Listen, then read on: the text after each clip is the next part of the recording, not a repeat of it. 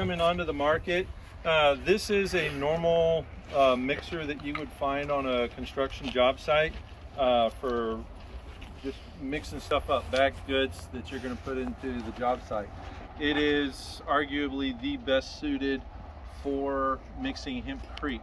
Now, I have a skid steer attachment over here that the family has, and it's got an auger mixer in the bottom of it, and then that doesn't work because it just bridges up on the bottom.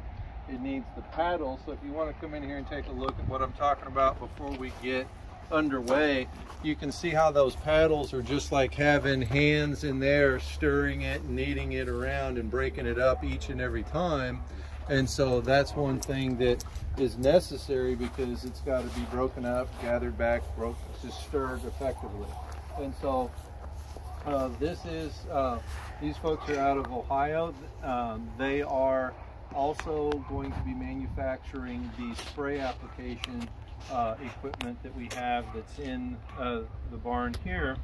And what will happen on a job site when we're using the mechanical applications is the chef will be mixing, in charge of the water, and then it'll dump out on the other side, and then it'll dump onto a table that's a low-level table, and then somebody will rake that into the ER-Easy machine, and then those reverse augers jostle it so that it makes its way to the air hoses that are basically like a vacuum that will suck it from there all the way through to the job where it's being applied. And it does two functions when it does that, and I'll talk more about it when we can point and show inside, but it does conveyance and compaction. So right now we're going to compact it by hand. With the mechanical application, that the rate at which it's applied or conveyed and then is shot out or blown out onto the wall compacts it in that same motion. And it's very consistent. So I figured who it was asking, what about that little spot right up at the top? That's a pain in the neck. You are right. That is a tremendous, you're hating life. But here you can just come in and just lay it right in there with that air cannon.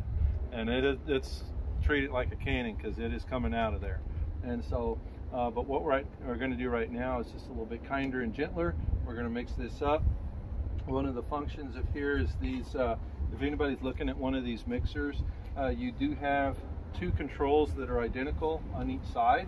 One is for the paddles to engage them, reverse them, and then the other one, this actually hydraulically dumps, which is nice if you're mixing batches all day. You don't want that hand, you know, that lever that at the end of the day, it's heavier than it is at the beginning of the day. So this is something that's really nice. This will open up enough for it to come out, but not so much to where this ever needs to be removed. So you can dump your materials right in through it. It comes out on the other side and it gives a nice little gap. And then when you turn these, it gently evacuates the drum.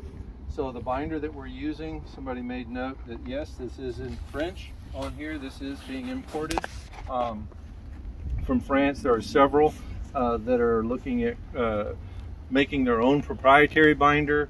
The binder that is unique for the spray application requires a lot less binder, which is important to me, looking for a pathway for production, because that's one of the biggest expenses in the mix. Now if you pan up, you can see right over here, that's a lime kiln. You know, that's a cement kiln. And then when, you know, lived about a mile from here, this was the beautiful Texas hill country that you could look out on, and then we had a permanent Christmas tree that was a big one. And so, but the whole hill country off in this way is made of limestone. There's no reason to not use it right here and manufacture it right here. The technology is making its way from France to here, and so that's encouraging. And then that'll be available domestically produced within a year, I'm guessing.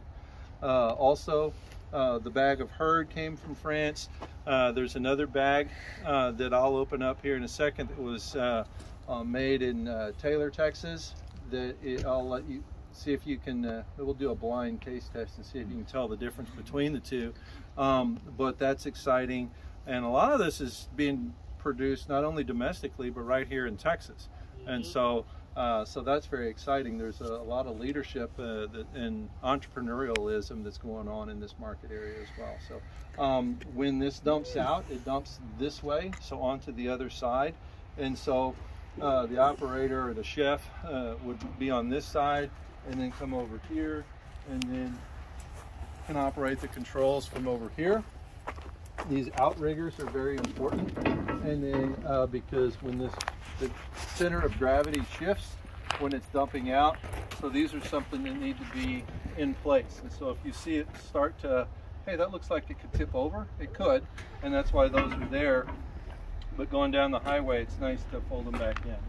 And so this little oh shucks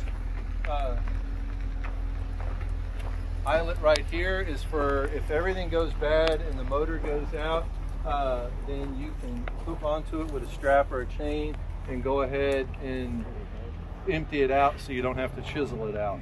And so I thought that was insightful, and that cost, you know, probably $100 to put that on, but you know, that was something that somebody had a long day and somebody listened to them, so that's good to know.